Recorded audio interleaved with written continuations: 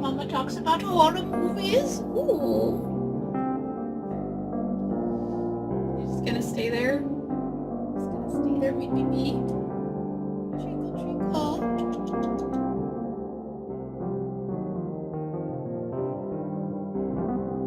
Hello, friends, and welcome to another video. Can you tell what YouTuber I've been watching lately? I wanted to do a really quick horror movie review.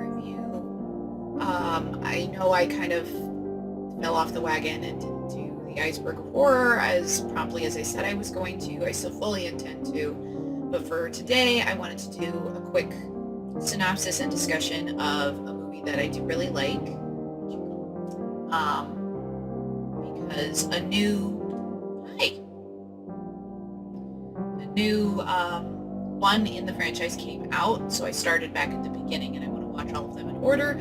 They are not movies that necessarily go in order, but I did kind of want to revisit the older ones because I did really enjoy them. So the first one is called VHS, and when you search it up, you have to put it as V/H/S.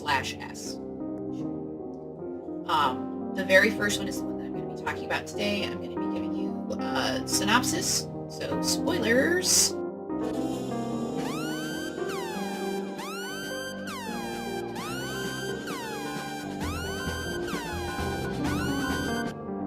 And then I'm going to be talking about the main plot, the subplots, and then what I thought about it in general. So it is an anthology of sorts. It has 5 different stories inside the main plot, or the main story. The main story is a group of absolute douchebag guys who are tasked with stealing a specific VHS tape for a supposedly ridiculous amount of money. So I can understand. It's believable in a sense. The douchebaggery, the bravado, like it makes sense. So they get into this house where they're going to steal this VHS tape. There's a dead body. There's a dead body, and they're going to have to deal with that. But they start searching through the rooms and the VHS tapes to try to find the one that they are tasked with stealing. And each VHS tape that they put in and watch is one of the subplots. And then when that story ends, it goes back to them and adds more into their story. At the end of their story, it is assumed that they are all dead. Spoilers. I don't mind that it got wrapped up so cleanly in that sense. What I kind of was surprised by is how some of them are more, all of them kind of lent themselves in a way to sort of, this is a real life story, this is a human being, this is something that could potentially happen, until you get into the nitty-gritty of it, and then it becomes very clear that the majority of these, but one, are all supernatural undertakings, including the main plot with the guys, I believe. So to start with the subplots, there's 5 different subplots. The first VHS tape is about a group of guys that go out drinking with the intent of recording one of them or all of them having sex with girls, and one of the guys, the less appealing one supposedly, he kind of gets latched onto by this girl who's a little strange, but you could easily have dismissed it as she's either like high on something, or she's just not really good with people skills, or she's a little bit drunk, or she's a little ditzy and weird. She kind of follows him around, like mimics his voice a lot. Not like his voice, but his words back to him a lot. And they get back to the hotel room, some stuff occurs.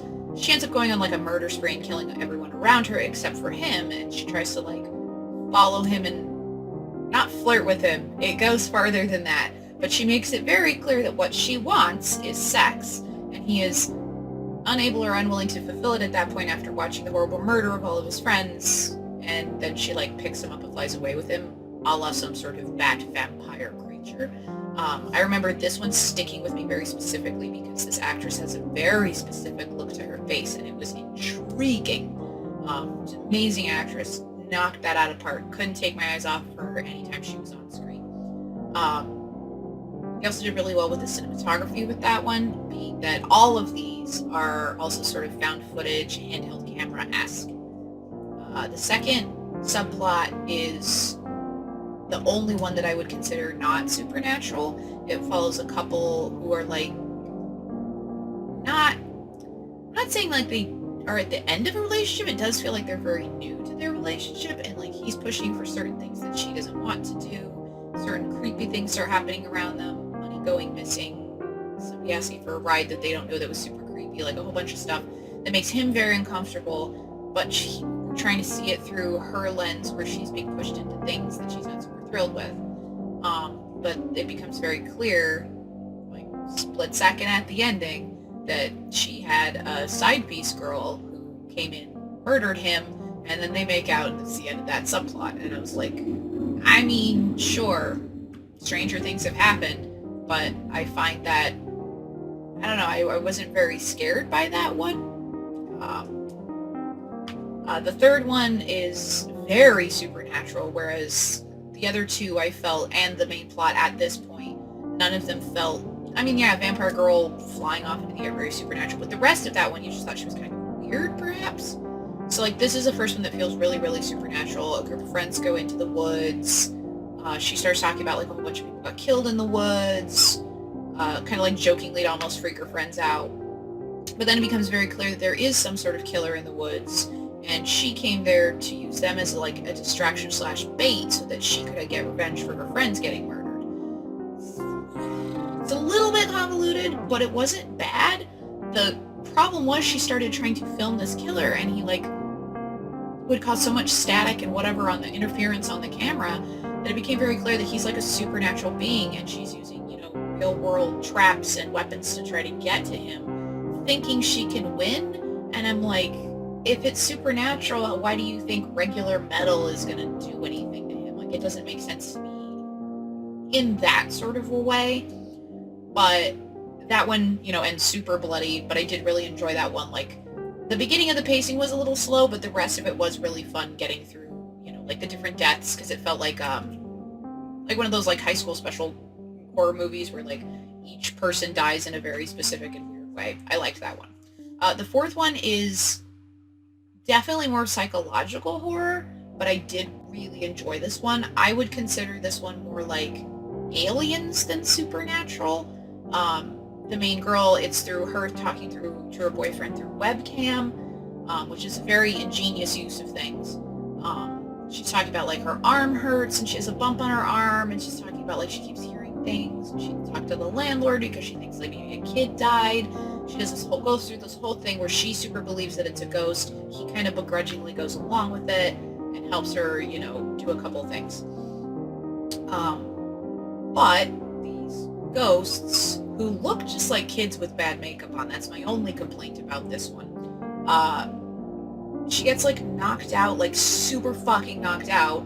The guy who's on the web call currently with her, who supposedly states away, walks through the door because he's apparently a lot closer than he told her and is in cahoots with these aliens.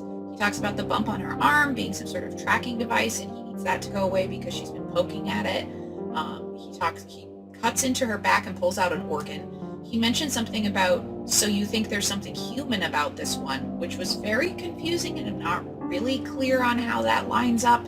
He talks about how she won't survive much longer, how he has people that will help him make this look like an accident, and then it flashes forward to her like with her arm in a sling, with a black eye, how she's broken a couple of bones after getting out of the hospital, and she talks a little bit about it, and then it snaps forward again to him chit-chatting with another girl, and we're led to assume that the same thing is going to happen to this girl, that aliens want him to harvest organs and do weird stuff, which is very creepy in and of itself, but I felt like it didn't give me enough of the set dressing because it was so fast to really get scared by it.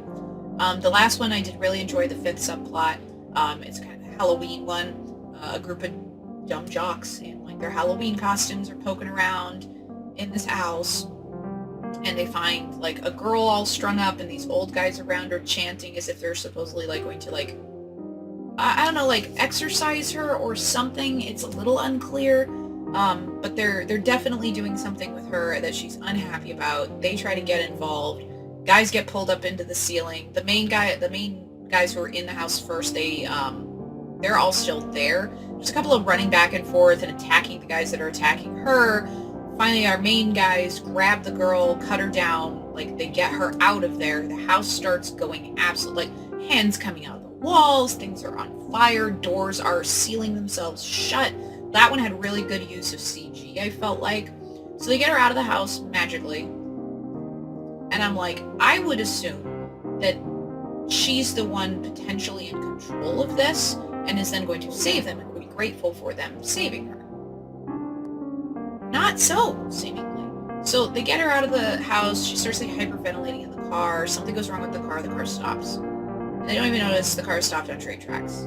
Then they look over, she is magically, teleported out of the car into in front of the car, turns around and starts walking away, and then a train comes and smashes into that, killing them. So as the fifth one ends, so does the main plot, which I don't feel like I need to spend as much time on. As each video ends, you go back and you see more of what they're doing. They're trying to find VHS tapes. One of them watches the VHS tape. You watch a subplot. You come back, that guy is now missing. Another guy watches the video. They go off to do something else. He stays in the room with this dead body. Then the dead body is mysteriously missing, and so is he. So like it adds up at the end, which is the dead body attacks the last surviving guy, and something's wrong with his face/mouth, and I would assume that this is something supernatural going on. There was also supposedly a secret ending that was filmed in one shot for the Halloween subplot, which was the guys in the car who couldn't get out of the car because the train smashed into them. The car door opened, they got out, and they walked away with this cool car explosion behind them. Like, oh, we did it. I don't like that ending as much, so I'm glad they didn't include that one. All in all, as an anthology, I did really like that they tried to have a sort of a reasoning and another plot that made it easier to go from story to story. Like, you start off with these guys who are stealing VHS tape, they pop one in, you watch it, you're like, okay, plausible. Then it goes back to their story. So you can continue on this story in between, so it makes it feel more sewn together, whereas all these subplot stories don't have really anything in common other than potentially death or supernatural, you know what I mean? Like, there isn't really something that ties all of those together. But I do like how they did that. I thought that part was really solid. The CG in the majority of them is also really solid, which I super love CG, especially when it's like that crisp. All the static effects for the VHS stuff were very cool. All the video recorder stuff, very cool, even though it's like super outdated now. I always notice that when I'm looking back at stuff like this. I'm very into this kind of stuff because, like, it's found footage, but it's not so shaky cam that I hate it. Like, it's done very well. You could tell when they don't have, like, the stuff on it that makes the camera more steady, and you can tell when they try to amp it up for, like, certain moments when they're running or it's trying to be extra scary.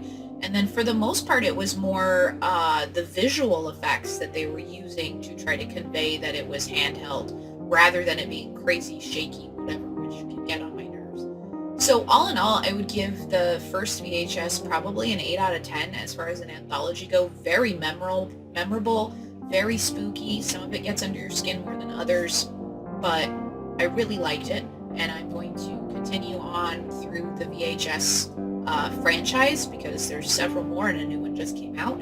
So I want to do really quick synopses and my thoughts on how I like them as I go through them. I believe I've watched 3 out of however many there are now, so I have 2 more that I'll be vaguely familiar with when I start them, and then the other ones will be completely fresh-faced, completely untouched by my eyes, and I will give you updates on those as I go. Thanks, bye!